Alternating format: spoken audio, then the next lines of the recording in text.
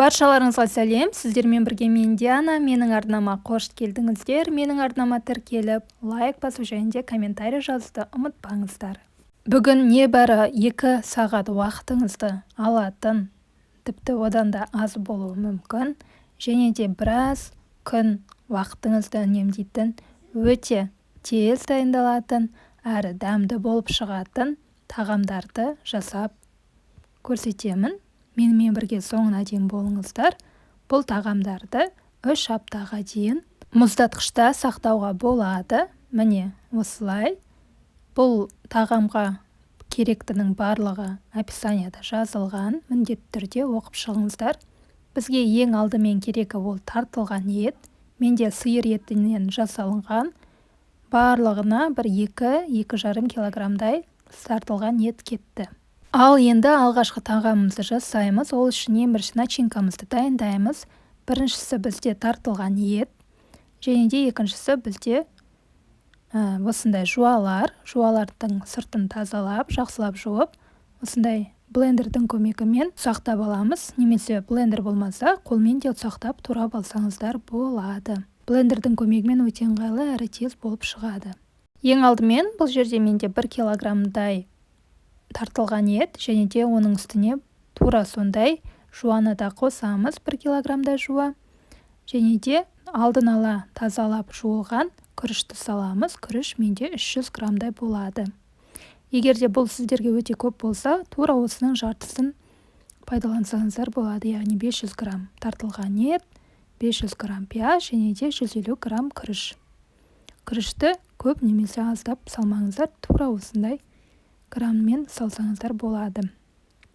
Және де дәміне қарай дәмдеуіштер, ол әрине тұз, және де қара бұрыш.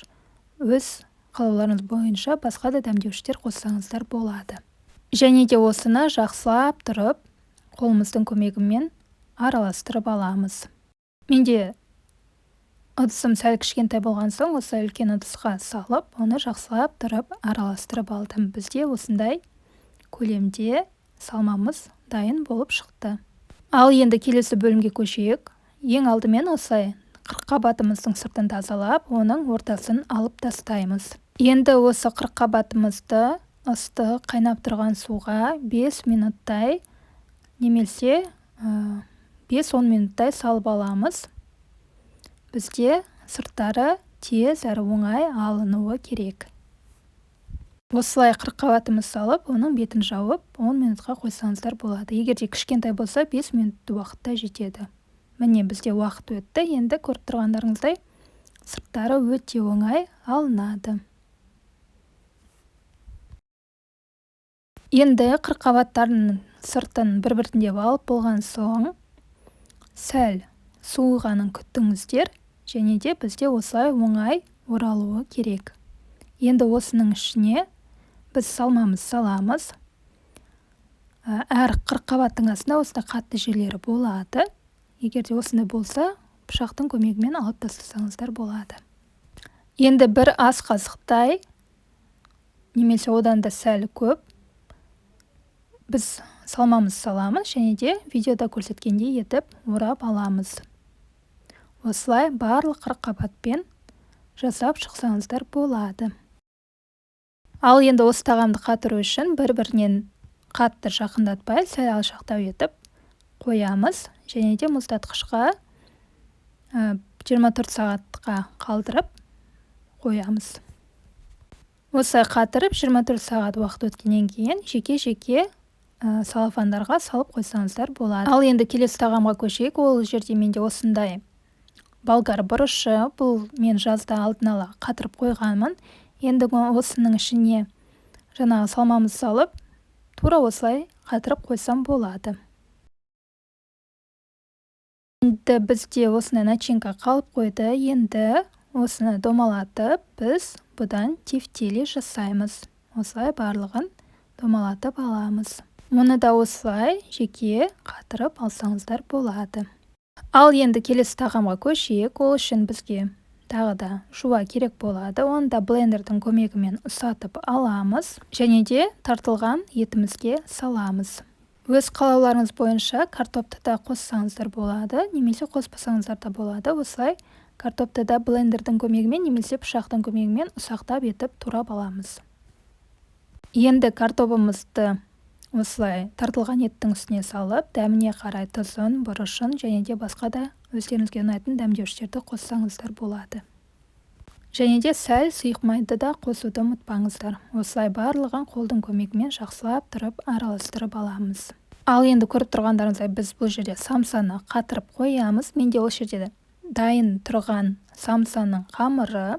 Егер де бұндай қамыр болмаса, өз қолдарыңызбен елесеңіздер де болады. Қатпарлы қамыр қылдырып, және де осылай жеке-жеке алып, ішіне салмасын салып, осылай жеке-жеке қатырып қойсаңыздар болады. Бұл менен сіздерге бір идея болсын. Және де керек кезде, немесе қонақтар келетін кезде, осылай тез-тез пісіріп, үстіне сары уызды жағып, және де әсемдік үшін кунжут жағып, пісіріп берсеңіздер өте дәмді әрі тез оңай болып шығады.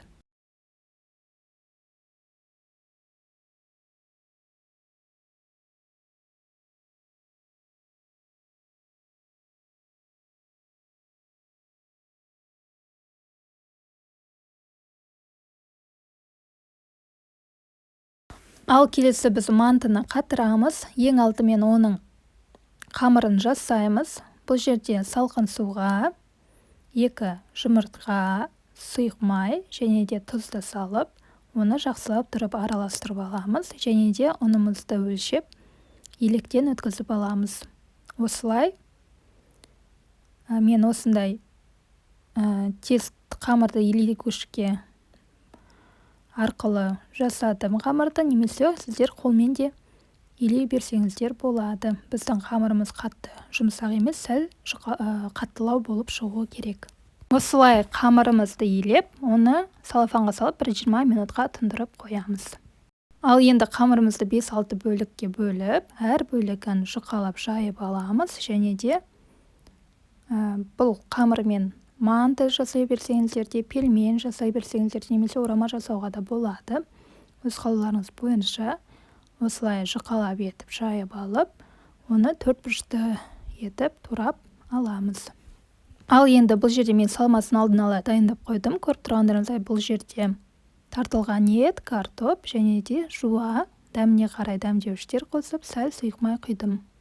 Енді осыларды алып, жеке-жеке әрбіріне 1 ас қасықтай салып, мантыны әдемілеп тұрып түйіп аламыз. Осылай жеке-жеке етіп қатырып алсаңыздар болады. Міне көріп тұрғандарыңыздай, бұл 1 күннен кейін қатырылған түрі.